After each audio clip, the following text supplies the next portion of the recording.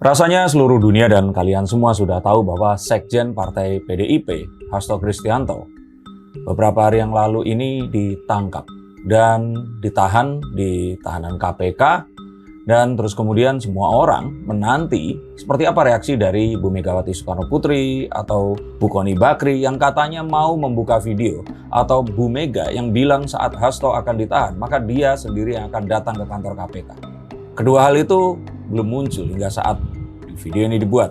Tapi tadi pagi ada sebuah berita mengejutkan di mana Bu Mega mengeluarkan sebuah surat yang mana beliau ini meminta seluruh kader PDIP, satu, untuk tidak bersuara, kedua, menyampaikan bahwa semua akan diwakilkan oleh beliau, tidak ada suara yang lain, yang artinya Pak Hasto juga nggak diganti di sini. Dan yang tiga yang paling mengejutkan adalah beliau ini meminta kepada seluruh kepala daerah yang sedianya hari ini harus bertolak ke Magelang, ke Limbah Tidar untuk mengikuti adanya pembekalan, dan ini sesuatu yang wajib dilakukan, itu diminta untuk stand down atau tidak datang ke sana dan menunggu arahan.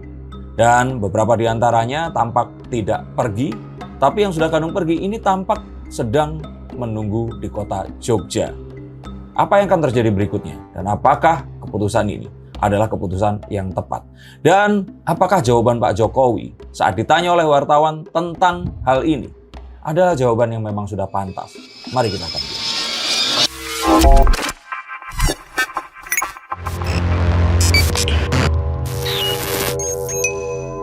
Halo Science Seekers, kembali berjumpa bersama saya Denny Darko. Tidak ada yang namanya misteri, yang adalah tanda-tanda yang kita semua coba untuk mengerti. Ada tanda-tanda apa?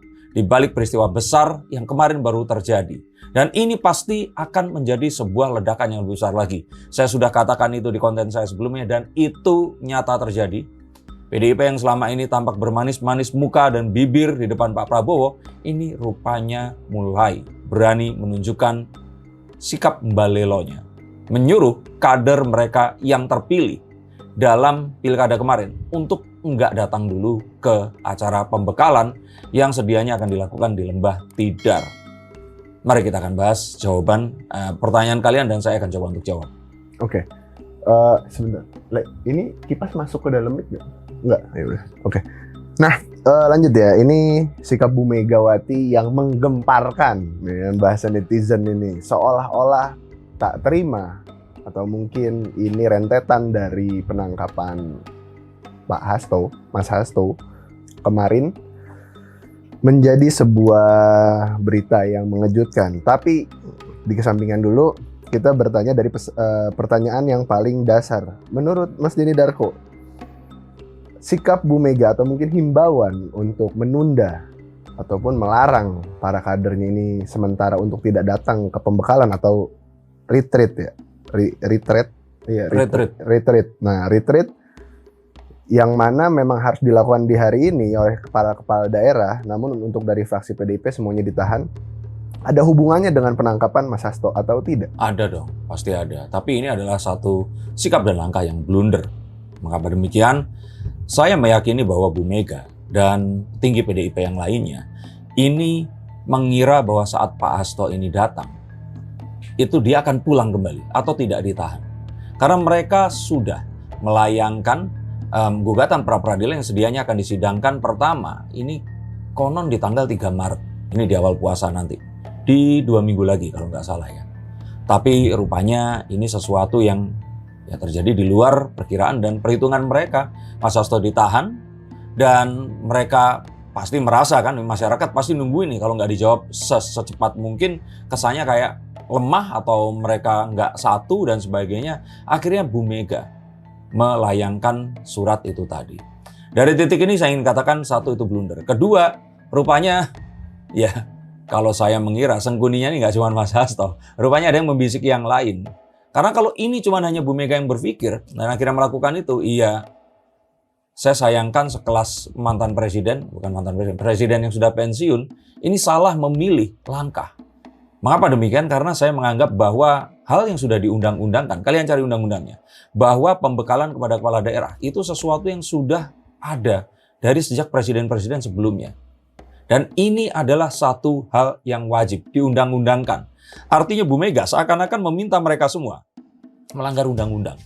Di hari di mana mereka baru dilantik dan akan bertugas. Can you imagine? Dan saya ingin katakan bahwa ini nggak lama setelah itu Partai Golkar pun melakukan konferensi pers dan mengatakan bahwa kalau bagi kami kader yang ditugaskan menjadi kepala daerah ini artinya Partai Golkar sudah mewakafkan. Beliau juga menyampaikan salah satu pidato dari Bung Karno yang mengatakan kepentingan negara itu di atas kepentingan kelompok. Maka ini sesuatu yang sangat disayangkan. Betul sekali bahwa apa yang dilakukan Partai Golkar ini adalah manuver politik untuk menunjukkan kalau mereka berseberangan dengan sikap dari PDIP ini tadi. Tetapi yang saya di sini ingin sampaikan adalah saat mereka sudah dilantik, mungkin Bu Mega ini lupa mereka ini dipilih oleh rakyat, bukan hanya ditugaskan oleh partai. Yang artinya apa? Betul kalau nggak ditugaskan partai, mereka ini nggak akan terpilih. Tapi mereka nggak akan terpilih kalau ya mereka nggak akan milih dan mereka nggak akan jadi kepala daerah. Bahkan sebenarnya ada banyak ya kita bilang kader yang nggak ditugaskan oleh partainya, tapi ternyata malah ya didukung oleh PDIP. Contohnya Airin kemarin dan ternyata itu gagal kan.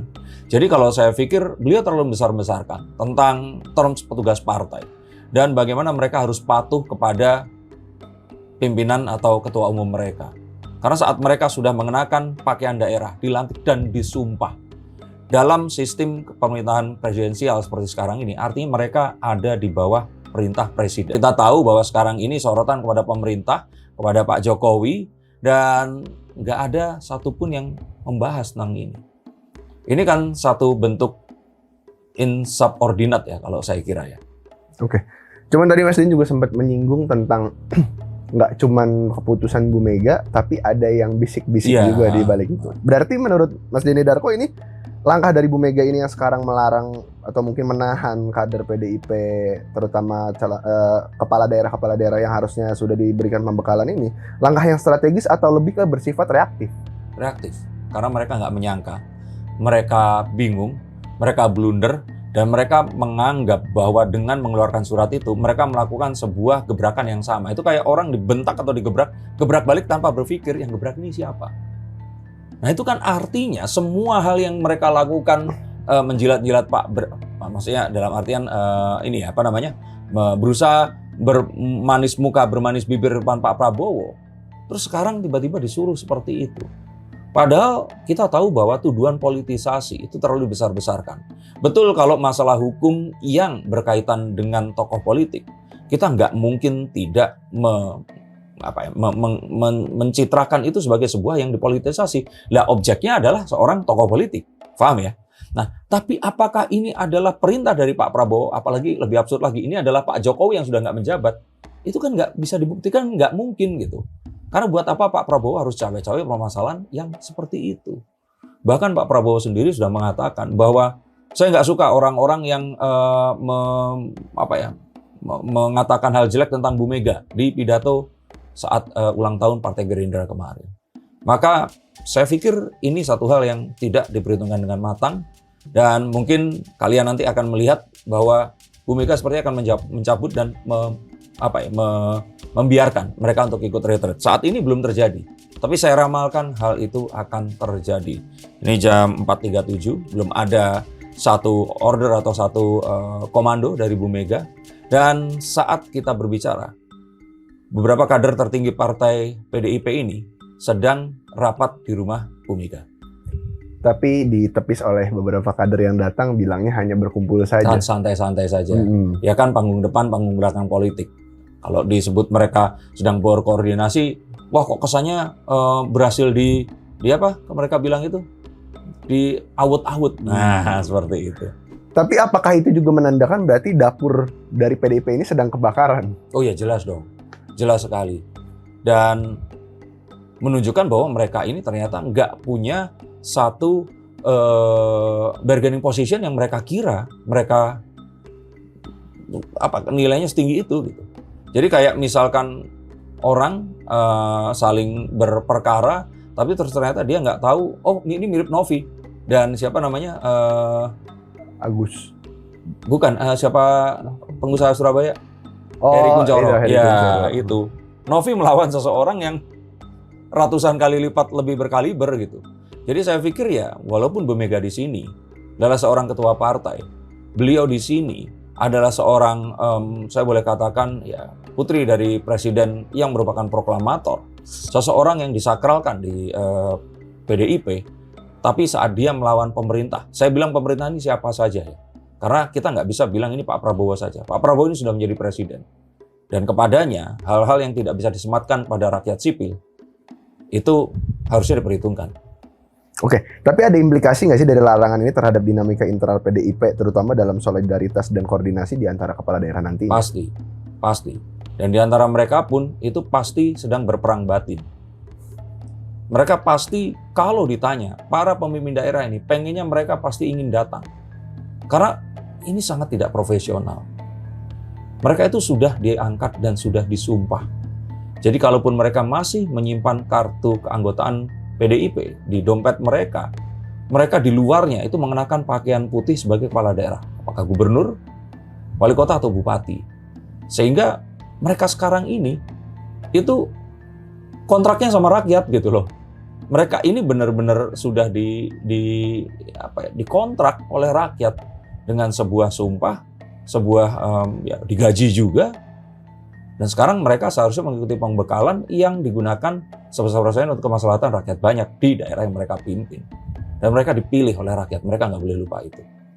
Oke, nah ini terkait juga kan banyak juga sebelumnya sebenarnya ya dalam komentar-komentar netizen yang mana justru sekarang seolah-olah menandakan citra PDIP ini semakin tidak baik di mata publik karena adanya larangan atau mungkin himbauan para pemimpin daerah yang harusnya mendapatkan pembekalan jadi tidak boleh untuk mengikuti pembekalan tersebut atau retreat itu.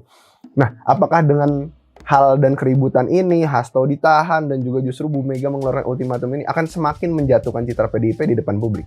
Saya kira nggak perlu dibahas ya, itu sesuatu yang semua orang yang waras akan mengetahui hal ini.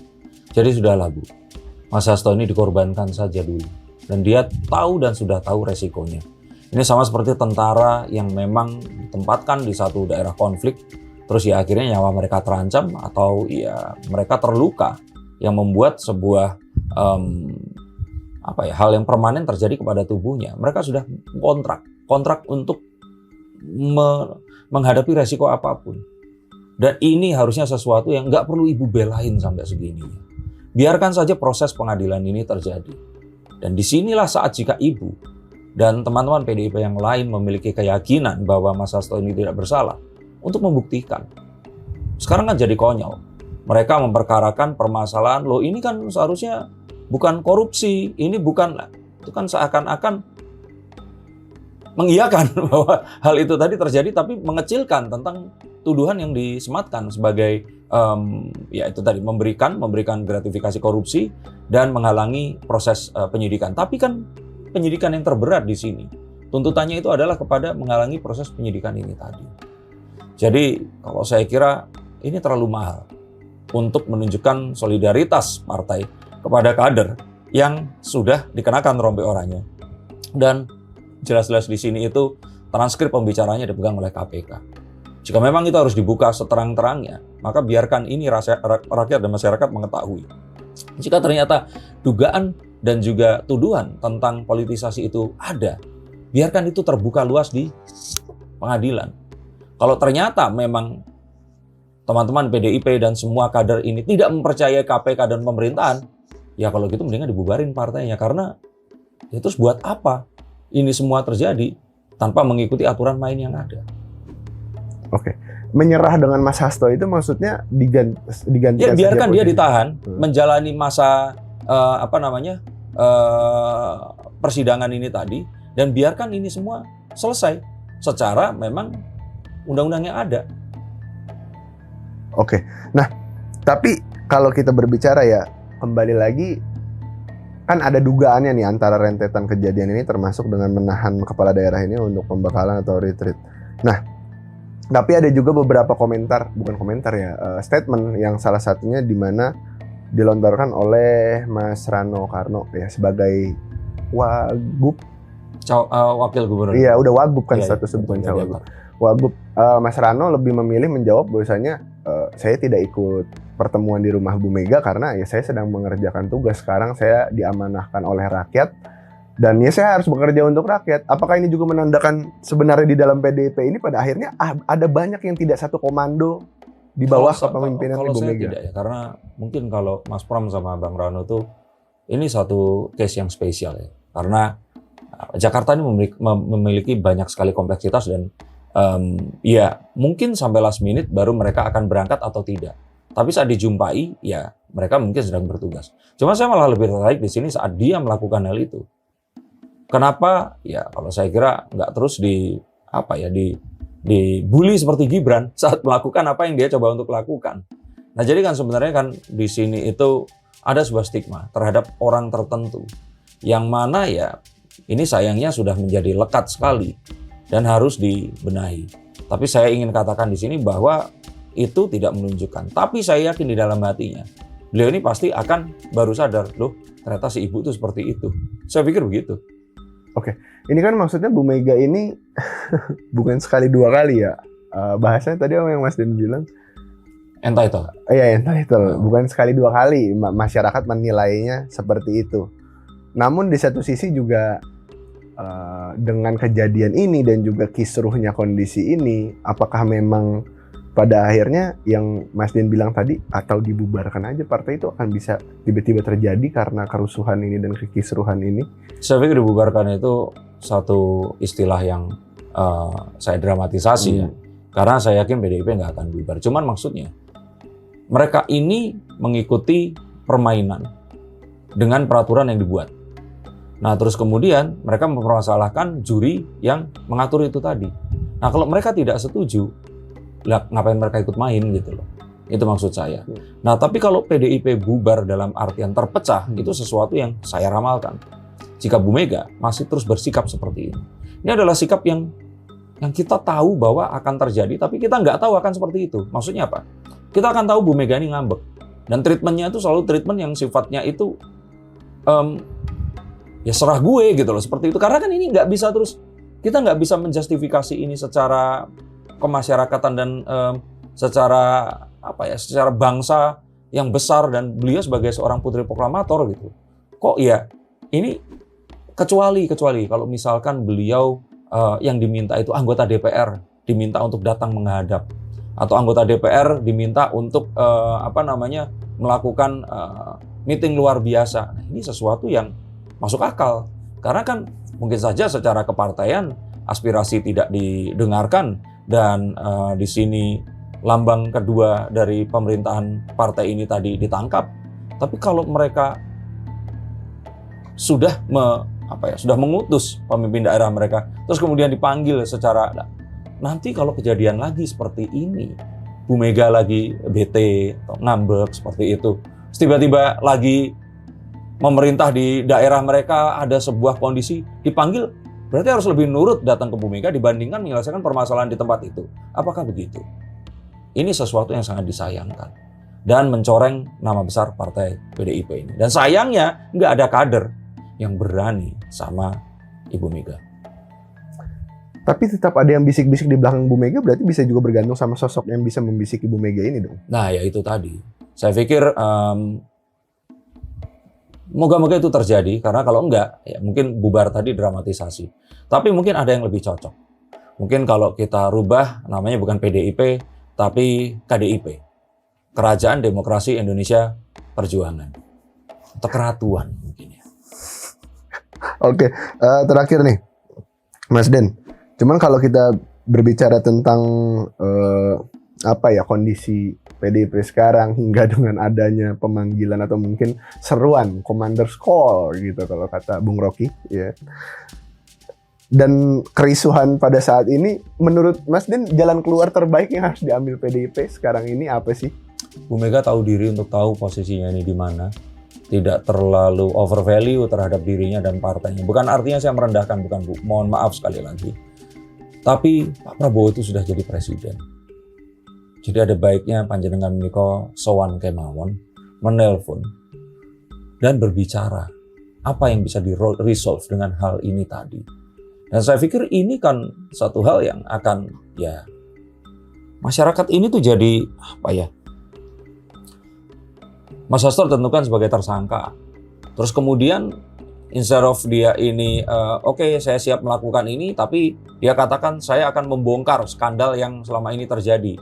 Terus kemudian Bu Kony juga akan merilis 10 video. Yang artinya mereka pun ini saya duga akan menjadi menghalangi penegakan keadilan juga dong. Karena kan bukti-bukti itu disimpan, digunakan untuk kepentingan pribadi. Saat nanti ditangkap, ini baru saya akan keluarkan. Lah artinya kan itu video-video pelanggaran. Kenapa nggak dikeluarkan dari kemarin? Seharusnya itu bisa jadi pasal sendiri yang membuat bahkan akan ditahan atau dikenakan hukuman lebih lama lagi. Masyarakat sekarang nggak dibuat bingung. Loh, ini sebenarnya ada apa? Kenapa nggak itu dikeluarkan? Dan jika iya, ya kenapa nggak diselidiki? Nah, hal seperti ini yang kalau saya kira ini harus dibicarakan dan tidak terulang lagi di kepemimpinan Pak Prabowo. Nah, kalau kemarin berarti itu salah Jokowi dan sebagainya. Ya mungkin, tapi Jokowi kan kemarin tugas partai.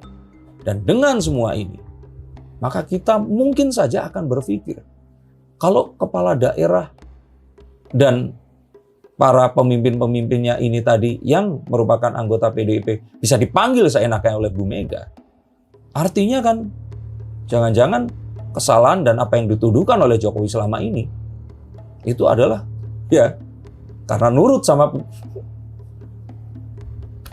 ngerti nggak maksudnya? Bener nggak? Kalau kita terus kemudian berlogika seperti itu.